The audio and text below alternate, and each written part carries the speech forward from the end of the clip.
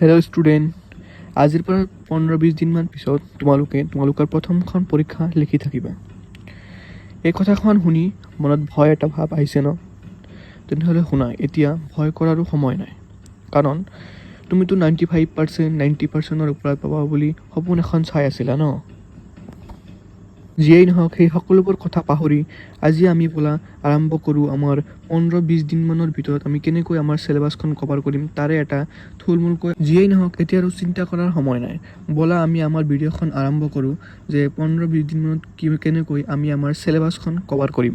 15-20 দিনমানত চিলেবাছখন cover কৰা ইমান ডাঙৰ কথা নহয়।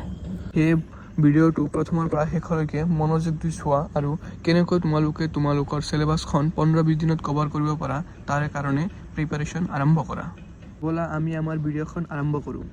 ভিডিঅ' ষ্টাৰ্টিঙত তোমালোকে এইখন বস্তুৰ ওপৰত ধ্যান দিব লাগিব যে তোমালোকে কিমানখিনি পঢ়িবা। তেনেহ'লে শুনা, 15-20 দিনত গোটেইকেইটা ছাবজেক্টৰ গোটেইকেইখন চেপ্টাৰ কমপ্লিট কৰা ইমান সহজ কথা নহয়। তো আমি প্ৰথমতে বুজিব লাগিব যে আমি এতিয়া কি কৰা উচিত। 15-20 দিনত আমি কেনেকৈ আমাৰ গোটেইখিনি চেপ্টাৰ গোটেইখিনি টপিক পঢ়ি শেষ কৰিম। 15-20 দিনত চিলেবাছ গোটেইখিনি কভাৰ কৰা অলমষ্ট ইম্পচিবল। কিন্তু এতিয়া মই তোমালোকক কিছুমান এনেকুৱা টিপছ এণ্ড ট্ৰিক্স দিম যিখিনি টিপছ আৰু ট্ৰিক্স ফ'ল' কৰি তোমালোকে HSLC এক্সামত 90%, 95%ও পাব পাৰা যদি তোমালোকে ভাল কৰি টিপছ এণ্ড ট্ৰিক্সকেইটা ফ'ল' কৰা। প্ৰথমত আছে তোমালোকে যিকেইটা ছাবজেক্ট আছে তোমালোকে ছাবজেক্টকেইটা নিজৰ মতে ভগাই ল'বা যে তোমালোকে লাষ্টৰ 15 দিনমানত কোনটো ছাবজেক্ট কিমান দিন পঢ়িবা আৰু কোনটো ছাবজেক্ট প্ৰথমতে পঢ়িবা।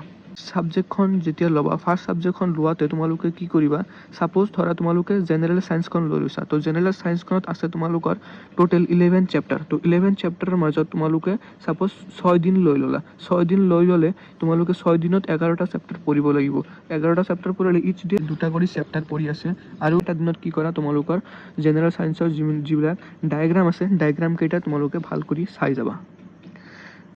এনে কৰি বাকী যিকেইটা ছাবজেক্ট আছে, social science, mathematics, Assamese, English, তো এইবিলাক গোটেইকেইটা ছাবজেক্টৰ কি কৰা, তোমালোকে প্ৰথমে টেক্সট কুৱেশ্যন যিবোৰ আছে টেক্সট কুৱেশ্যনবোৰ ভালদৰে পঢ়া। ভালদৰে টেক্সট কুৱেশ্যন পঢ়াৰ পিছত তোমালোকে যিকেইটা ইম্পৰ্টেণ্ট কুৱেশ্যন তোমালোকৰ শিক্ষয়িত্ৰীয়ে দি দিছিল, তো ইম্পৰ্টেণ্ট কুৱেশ্যনকেইটা প্ৰথমতে চোৱা। যদি তোমালোকৰ শিক্ষয়িত্ৰীয়ে ইম্পৰ্টেণ্ট কুৱেশ্যন সেনেকৈ দিয়া নাই, তেন্তে এক কাম কৰা, তোমালোকে চেপ্টাৰ ৱাইজ গোটেইকেইটা চেপ্টাৰৰ যিকেইটা টেক্সট কুৱেশ্যন আছে টেক্সট কুৱেশ্যনৰ পৰা বাছি কুৱেশ্যনকেইটা পঢ়া। বাছি যিকেইটা ইম্পৰ্টেণ্ট দৰকাৰী সেইকেইটা পঢ়া। যদি আমি আলোচনা কৰিবলৈ যাওঁ, তোমালোকৰ বিভিন্ন ছাবজেক্টৰ বিভিন্ন চেপ্টাৰবিলাক আছে। তো চেপ্টাৰবিলাকৰ পৰা তোমালোকে ইম্পৰ্টেণ্ট কুৱেশ্যনবোৰ বাছি লোৱা। গ্ৰামাৰৰ ক্ষেত্ৰত কিছুমান ইম্পৰ্টেণ্ট কুৱেশ্যন থাকে, মানে তোমালোকৰ ৰিপিটেড কুৱেশ্যন। যিকেইটা কুৱেশ্যন প্ৰত্যেকবাৰেই ৰিপিট হৈ থাকে, মানে ৰচনা কোৱা তোমালোকৰ আৰু কিছুমান গ্ৰামাৰৰ কিছুমান টপিকছ আছে যিবিলাক সদায়ে ৰিপিট হৈ থাকে।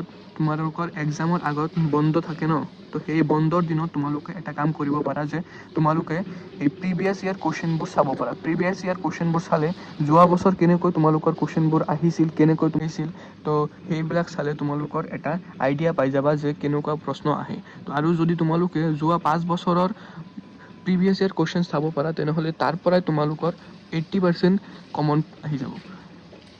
কি কৰিবা, এই এক্সামৰ আগত যিকেইটা দিন বন্ধ আছে ন, 2 দিন, 3 দিন, 5 দিন, তো সেই বন্ধৰ দিনকেইটা তোমালোকে এনেই চেপ্টাৰ ৱাইজ চেপ্টাৰৰ কুৱেশ্যন নপঢ়ি তোমালোকে প্ৰিভিয়াছ ইয়াৰ কুৱেশ্যনবোৰ বহুত ভাল কৰি চোৱা।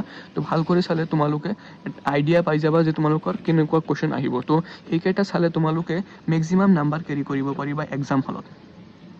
তো বছৰৰ ষ্টাৰ্টিঙত তোমালোকে যিবোৰ সপোন দেখিছিলা, এতিয়াই সপোনবোৰ পূৰণ কৰা টাইম। তো তোমালোকে বহুত ভালদৰে মনোযোগেৰে পঢ়ি এক্সাম পিছত যি পৰীক্ষা হ'ব তাৰ কাৰণে তোমালোকৰ আন্তৰিক শুভেচ্ছা জ্ঞাপন কৰিছোঁ। লগতে তোমালোকৰ যদি কোনো ধৰণৰ ডাউট থাকে, ডাউটবোৰ তোমালোকে কমেণ্ট যোগে জনাই দিবা। আমি তোমালোকৰ ডাউটবোৰ ক্লিয়াৰ কৰা ট্ৰাই কৰিম।